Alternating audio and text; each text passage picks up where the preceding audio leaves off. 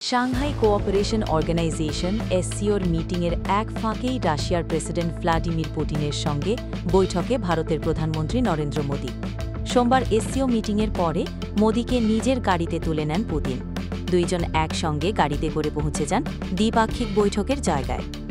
Tariff নিয়ে আমেরিকার সঙ্গে টানাপোড়েনের মাঝে একই মঞ্চে ভারত, চীন ও রাশিয়া। এসসিও মিটিংয়ে আলোচনার পাশাপাশি আলাদা করে পুতিন ও মোদির মধ্যে কী আলোচনা হবে সেই দিকে তাকিয়ে গোটা বিশ্ব। কারণ রাশিয়া থেকে তেল কেনার জন্য ভারতের ওপর অতিরিক্ত 25% ট্যারিফ চাপানো হয়েছে বলে জানিয়েছিলেন ট্রাম্প। সূত্রের খবর, দ্বিপাক্ষিক বৈঠকে ভারত ও রাশিয়ার সম্পর্ক আরও শক্তিশালী করার কথা বলেছেন পুতিন।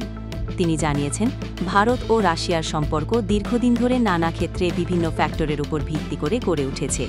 এই দ্বিপাক্ষিক বৈঠকের মাধ্যমে সেই সম্পর্ক আরও শক্তিশালী হবে বলে জানিয়েছেন পুতিন। কয়েক দশক ধরে বিভিন্ন ঝড়ঝাপটা সামলে রাশিয়া ও ভারতের সম্পর্ক এগিয়ে গিয়েছে বলে মত ভ্লাদিমির পুতিনের।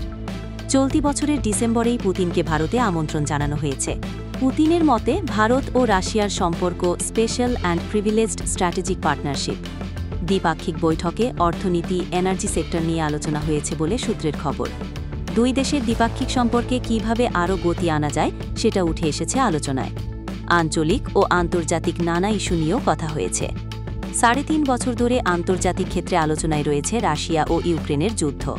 সম্প্রতি রাশিয়ার থেকে তেল কিনে ভারত পরোক্ষে ইউক্রেনের যুদ্ধে পুতিনকে সাহায্য করছে বলে অভিযোগ করেছেন ট্রাম্প। এই আবহেই পুতিন-মোদি বৈঠকে উঠে এসেছে ইউক্রেনের যুদ্ধের প্রসঙ্গ। যত দ্রুত সম্ভব যুদ্ধ শেষ করে দীর্ঘমেয়াদী শান্তির পথে কিভাবে এগোনো যায় তাও আলোচনা হয়েছে বলে জানিয়েছেন প্রধানমন্ত্রী নরেন্দ্র মোদি।